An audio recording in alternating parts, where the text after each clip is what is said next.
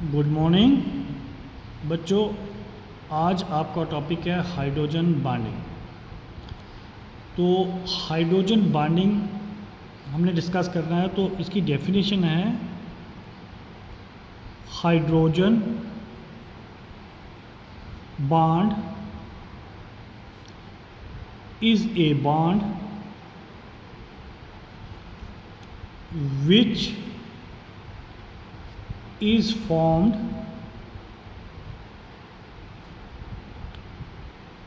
between two electronegative elements in which hydrogen act as bridge. Hydrogen bond is weaker than covalent bond and stronger than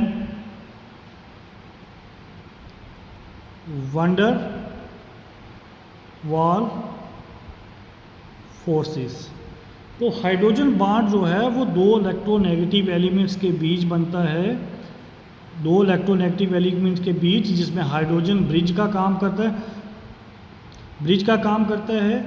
ये stronger होता है ये weaker होता है covalent bond से। Covalent bond से क्या होगा? वीक होगा, और स्ट्रांगर होगा किससे? Van der Waals force of attraction से। क्लियर? इसको हम एग्जांपल से एक्सप्लेन करेंगे। तो आप यहाँ पे लिखेंगे टाइप्स ऑफ हाइड्रोजन बॉन्ड। तो हाइड्रोजन बॉन्ड आपके पास दो टाइप के होते हैं। एक होता है इंटर मॉलिक्यूलर हाइड्रोजन बॉन्ड, और दूसरा होगा intra molecular hydrogen bond. Clear?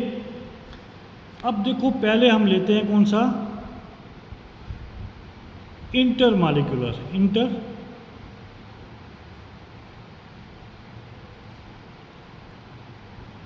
Hydrogen bond. देखो बच्चा, जैसे नाम इसका बता रहा है कि इंटर मॉलिक्यूलर हाइड्रोजन बॉन्ड, और ये इंटर मतलब होता है, जैसे हम बोलते हैं ना मैच, इंटर होस्ट मैच, तो इसी तरह इंटर हो गया कि दो अलग अलग। तो एग्जाम्पल में जैसे पहली एग्जाम्पल लिखता हूँ, ये आपके पास फॉर एग्जाम्पल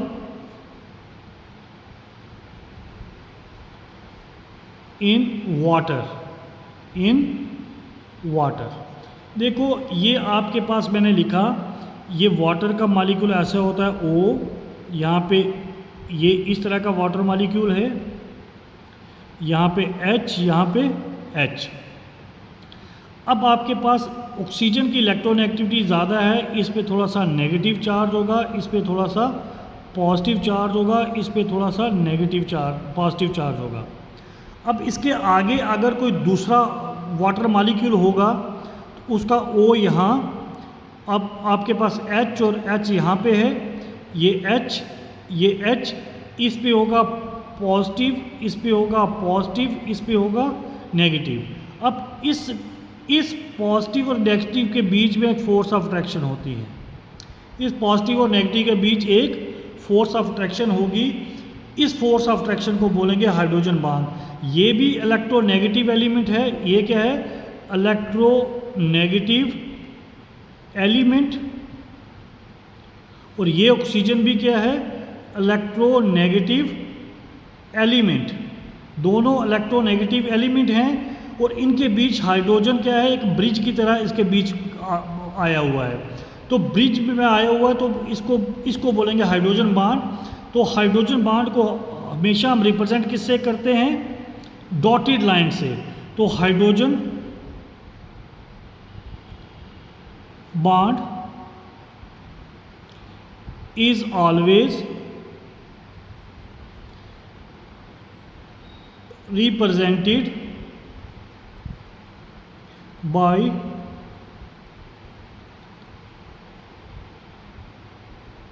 dotted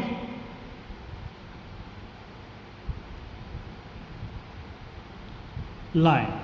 क्लियर? तो ये एक एग्जांपल थी इसकी पहली वाटर की।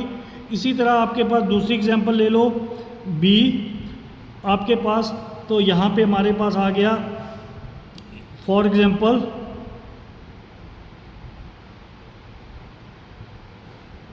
HF। तो ये H और ये F है। अब इस पे पॉजिटिव चार्ज है, इस पे नेगेटिव चार्ज है। दूसरा H और F होगा, इस पे पॉजिटिव चार्ज होगा, इस पे नेगेटिव चार्ज। अब इसके बीच हाइड्रोजन बॉन्ड बनेगा। इसी तरह आगे फिर आ गया H और यहाँ आ गया F, इस पे पॉजिटिव चार्ज, इस पे डेल्टा पॉजिटिव, इसके बीच इस तरह से जुड़ते जाएंगे। तो ये HF अलग मालिक्यूल है, ये HF अलग मालिक्यूल है। तो दो अलग अलग मालिक्यूल सेम हैं लेकिन है दो अलग अलग मालिक्यूल HF के ही हैं लेकिन दो अलग अलग मालिक्यूल के बीच ये फोर्स ऑफ हाइड्रोजन बॉन्ड बन रहा है। तो इसको बोलेंगे inter molecular hydrogen bond. Inter molecular hydrogen bond. अब देखो बच्चा, ये तभी होता है। अब वाटर हमने लिया था, अभी यहाँ लिया वाटर। ये आपके पास था O, यहाँ पे आपके पास क्या है H, यहाँ पे आपके पास था H। अब आपके पास दूसरा मैं ये ले लेता हूँ O, यहाँ पे O की जगह मैं लेता हूँ S, नॉट O, S। यहाँ पे H और यहाँ पे H। तो क्या है क्या कि इसी तरह मैं यहाँ पे आगे फिर लिखता हूँ O, यहाँ पे लिखता हूँ O, यहाँ पे H, यहाँ पे H और यहाँ पे लिखता हूँ मैं S, यहाँ पे H, यहाँ पे H। अब इस फिर एक आगे और लिख देता हूँ ये O, यहाँ पे H, यहाँ पे H और यहाँ पे लिखूँगा S, यहाँ पे H, यहाँ पे H। तो ये वाटर मॉलिक्यूल में क्या है कि आपके पास इलेक्ट्रोनेगेटिविटी डिफरेंस हाइड्रोजन और ऑक्सीजन में ज़्यादा होता है, इसलिए इस पे पॉजिटिव चार्ज, इस पे नेगेटिव चार्ज, इस पे पॉजिटिव चार्ज होता है, इस पे नेगेटिव चार्ज, इस पे पॉजिटिव चार्ज, इस पे पॉजिटिव चार्ज होता है, इस पे नेगेटिव चार्ज, इस पे पॉजिटिव चार्ज, इस पे पॉजिटिव चार्ज। अब इनकी इलेक्ट्रोनेगेटिविटी डिफरेंस क्या है? ज़्यादा है, इलेक्ट्रोनेगेटिविटी डिफरेंस है तो पोल बन रहा है, इधर नेगेटिव इधर पॉजिटिव, इधर नेगेटिव इधर पॉजिटिव। जब पोल बनेगा तो इनके बीच हाइड्रोजन बॉन्ड बनेगा, जब पोल बनेगा तो इनके बीच हाइड्रोजन बॉन्ड बनेगा। क्लियर? तो जब आपके पास पॉजिटिव नेगेटिव थोड़ा सा डाईपोल बनेगा तो वो किसकी वजह से? Due to difference in electronegativity of oxygen and hydrogen। Electronegativity difference है तो तभी ये बन रहा है। लेकिन सल्फर और हाइड्रोजन की इलेक्ट्रोनेगेटिविटी नियरली सेम होती है, उनमें डिफरेंस नहीं होता। जब उनमें डिफरेंस नहीं होगा तो उनमें डाईपोल नहीं बनेगा। तो जब डाईपोल नहीं बनेगा तो ये आपके पास क्या है कि ये आपके पास हाइड्रोजन बॉन्ड नहीं बनाएगा। तो इसका मतलब इन SH2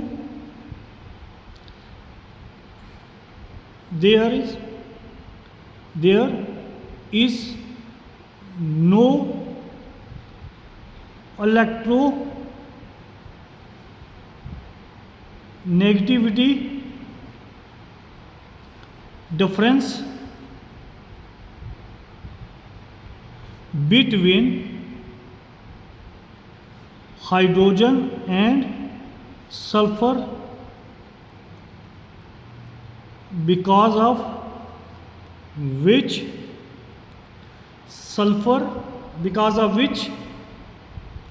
no dipole are formed and no hydrogen bond formation take place। तो देखो इसमें हाइड्रोजन मान, देखो ये वाटर है, इसका मॉलिक्यूलर मास, वाटर का मॉलिक्यूलर मास जो है वो 18 है, 18, लेकिन जो H2S है इसका मॉलिक्यूलर मास है 34। इसका मतलब वाटर जो है ये लाइटर है, ये क्या है, लाइट है, मतलब हल्का है, और ये थोड़ा हैवी है। लेकिन फिर भी वाटर लाइट होने की वजह से लाइट वेट में कम है, लेकिन H2S जो है वो वेट में ज़्यादा है, मॉलिक्यूल का वेट ज़्यादा है, इसका वेट कम है। फिर भी ये जो वाटर है वो लिक्विड है, क्या है, लिक्विड, और ये जो H2S है ये गैस है। तो ऐसे कैसे हो सकता है कि जो हल्की चीज़ है, मतलब लाइट वेट में है, वो लिक्विड है, और जो हैवी है जिसका वेट थोड़ा सा क्या है, ज़्यादा है, तो वो क्या है, वो गैस है, वो उड़ रही है। तो होता ये है कि जो हैवी चीज़ है वो या लिक्विड फॉर्म में होती है या सॉलिड फॉर्म में होती है, और लाइट चीज़ जो है वो किस फॉर्म में होती है, गैस फॉर्म में। लेकिन यहाँ उल्टा है कि वाटर का मॉलिक्यूलर मास कम है लेकिन वो लिक्विड है, यहाँ H2S का मॉलिक्यूलर मास ज़्यादा है, वो गैस है। तो इसमें रीज़न यही है, because of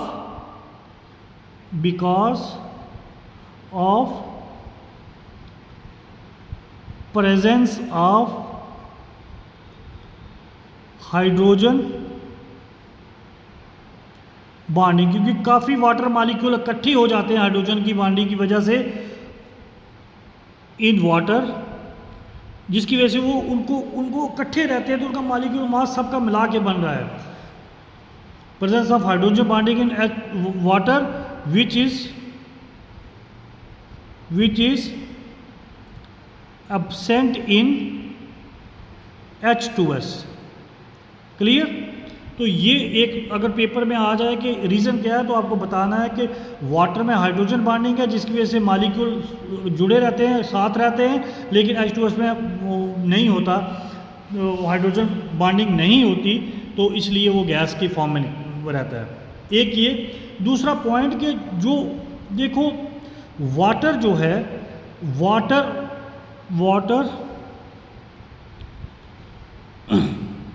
have more density than ice। Ice से वाटर की डेंसिटी ज़्यादा होती है, आइस की डेंसिटी कम होती है, तभी आइस जो है वो फ्लोट करती है कहाँ पे, वाटर के ऊपर। आइस कहाँ फ्लोट करती है, वाटर के ऊपर। तो क्योंकि आपके पास आइस में जो जब वाटर मॉलिक्यूल जुड़ते हैं, बीच में जो केज सा स्ट्रक्चर बन जाता है, उसमें हवा बढ़ जाती है, तो मतलब एयर उसमें ट्रैप हो जाती है, तो इसकी वजह से वो हल्का होता है। लेकिन लिक्विड में हवा, कोई चीज़, एयर जो है ट्रैप नहीं हो सकती, तो वाटर जो है वो उसकी डेंसिटी ज़्यादा होगी, मॉलिक्यूल पास होंगे, एज़ कम्पेयर टू आइस जिसमें बीच में एम्प्टी स्पेस होगी, केज लाइक स्ट्रक्चर होगा, जिसकी वजह से उसकी डेंसिटी क्या होगी, कम होगी। तो वाटर है more density than ice, because of which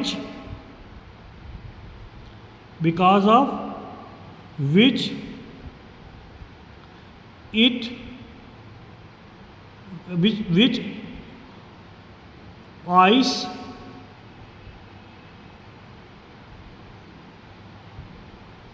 floats on the surface of water, on surface of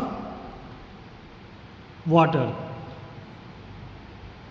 This is also because of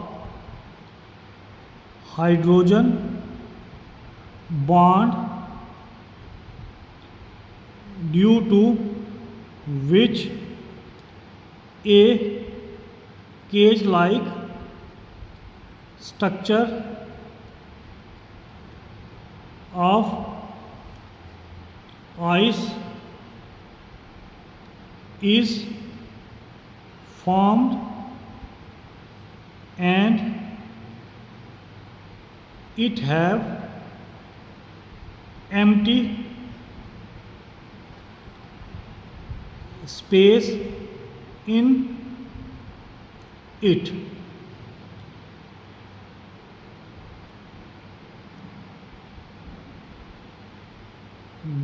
Which is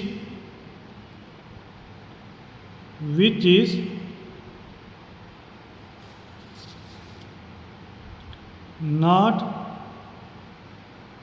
present in water. तो वाटर में वो केज लाइक स्ट्रक्चर नहीं होता क्योंकि molecule थोड़े से close होते हैं। आइस में मालिक्यूल जब हाइड्रोजन बॉन्ड बनते हैं वो स्टिफ होता है, उसके बीच में खाली जगह रह जाती है, तो ये दो खाली जगह रहती है, इसलिए वो आइस फ्लोट करती है किसे।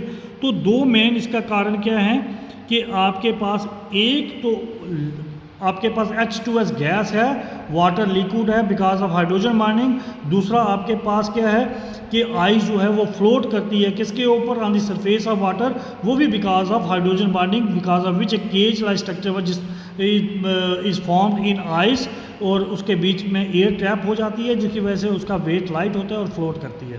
क्लियर? तो बच्चों ये था आपके पास हाइड्रोजन बॉन्डिंग। हाइड्रोजन बॉन्डिंग, ये हाइड्रोजन बॉन्डिंग कौन सी थी? Inter molecular hydrogen bonding, inter molecular hydrogen bonding. तो आपके पास दूसरा है लास्ट इसमें इंट्रा मालिकुलर हाइड्रोजन बॉन्डिंग। तो वो इंट्रा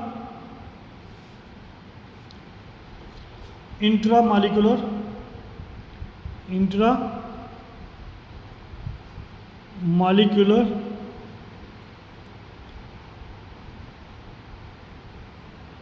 हाइड्रोजन बॉन्डिंग। तो इंट्रा मालिक्यूल का क्या है बच्चा कि इंट्रा मालिक्यूल के एक ही मालिक्यूल के अंदर दो इलेक्ट्रोनेगेटिव एलिमेंट्स हैं जिनके बीच बॉन्ड बनता है। तो पहला मैं लिखूंगा फॉर एग्जांपल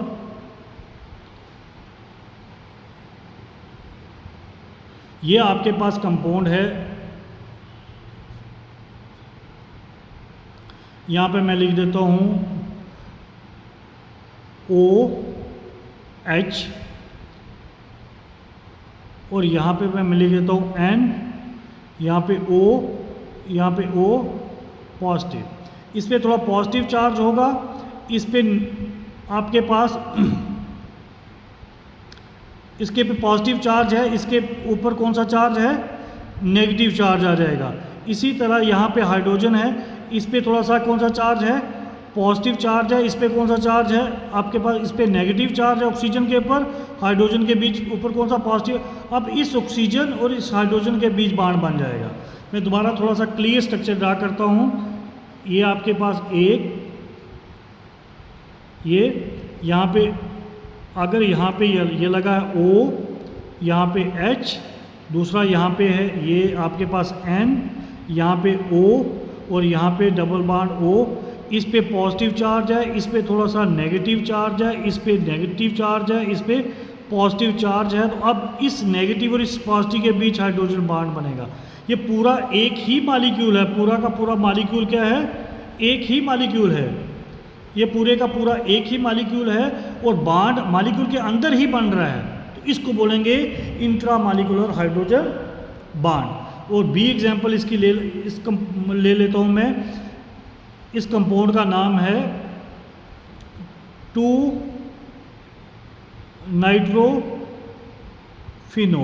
नाइट्रोफिनोल। और फॉर एग्जाम्पल